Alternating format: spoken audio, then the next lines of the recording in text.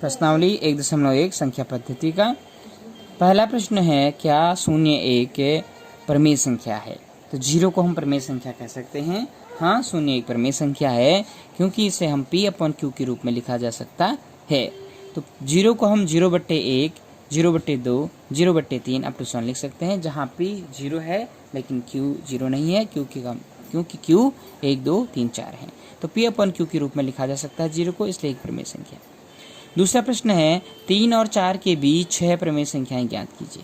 तो स्टूडेंट 6 प्रमेय संख्याएं ज्ञात करनी है, इसलिए हम इसको 6-1 यानी 3 और 4 को 6 प्रमेय संख्याएं ज्ञात करने के लिए 6-1 यानी 7 से गुणा व भाग करने पर, तो हम क्या करेंगे, 3 और 4 को 7 से गुणा भी करेंगे और भाग भी करेंगे।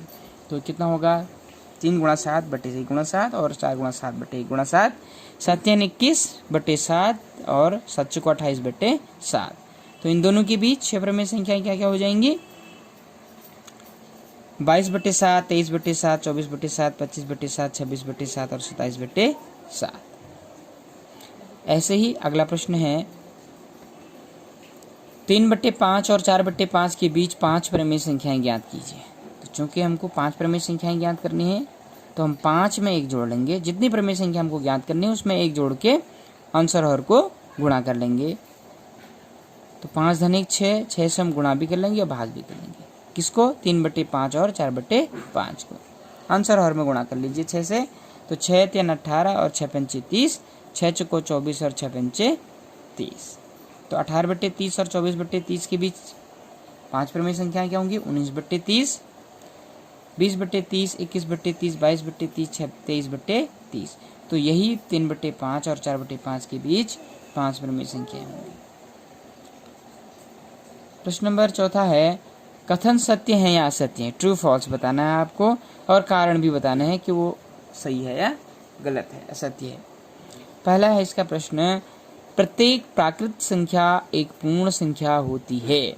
तो प्राकृत संख्या किसे कहते हैं हमको मालूम है, 1 से स्टार्ट होते हैं, 1, 2, 3, 4 शुरू होती हैं, और पूर्ण संख्याएं हमारी 0, 1, 2, 3, 4 होती हैं। तो वो कह रहा है कि प्रत्येक प्राकृतिक संख्या एक पूर्ण संख्या है। देखिए ध्यान से, प्राकृतिक संख्याएं 1 से शुरू हो रही हैं और पूर्ण संख्याएं 0, 1, 2, 3, 4 हैं। तो हम देख रहे हैं कि ये प्राकृतिक संख्याएं सभी के सभी पूर्ण संख्या के अंदर आती हैं, इसलिए ये कथन सत्य है। तो यह कथन सत्य है क्योंकि प्राकृतिक संख्याओं का संग्रह 1, 2, 3, 4 है, वो पूर्ण संख्याओं के संग्रह 0, 1, 2, 3, 4 में समाहित है, तो इसलिए कथन सत्य है। दूसरा है, प्रत्येक पूर्णांक एक पूर्ण संख्या होती है। अब ध्यान से देखिए, पूर्णांक किसे कह रहे हैं, पहले भी पढ़ चुके हैं हम। इंटीजर्स होते हैं 0 और पॉजिटिव और नेगेटिव सभी संख्याएं। तो धनात्मक और ऋणात्मक मिलाकर के पूर्णांक बनाते हैं, और जबकि पूर्ण संख्याएं केवल 0 सहित सभी धनात्मक संख्याएं जो है पूर्ण संख्याएं होती हैं। तो ये पूर्णांक पूर्ण संख्याएं नहीं हो सकती हैं क्योंकि पूर्णांक में नेगेटिव नंबर्स भी आते हैं। तो ये कथन असत्य है।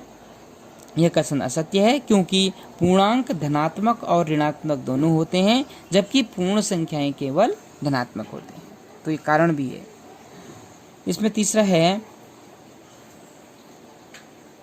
प्रत्येक प्रमेय संख्या एक पूर्ण संख्या होती है। अब ध्यान से देखिए, प्रमेय संख्या कह रहा है और वो पूर्ण संख्या होती है कह रहा है। तो हमने पढ़ा था अभी कि प्रमेय संख्याएं कौन होती हैं, जिनको हम P/Q के रूप में लिख सकते हैं। तो यानी कि प्रमेय संख्याएं जो भिन्न हैं वो भी प्रमेय संख्याएं होती हैं, जबकि जो भिन्न हैं वो कभी पूर्ण संख्या नहीं होती हैं। तो इसलिए कथन भी गलत है, असत्य है, क्योंकि प्रमेय संख्याओं के संग्रह में साधारण भिन्न एवं दशमलव संख्याएं भी आती हैं। ये दशमलव संख्याएं भी होती हैं, उसमें साधारण भिन्न भी होते हैं, वो सभी प्रमेय संख्याएं होती हैं, जबकि पूर्ण संख्याओं में साधारण भिन्न और दशमलव संख्याएं नहीं होती हैं, इसलिए कथन असत्य है।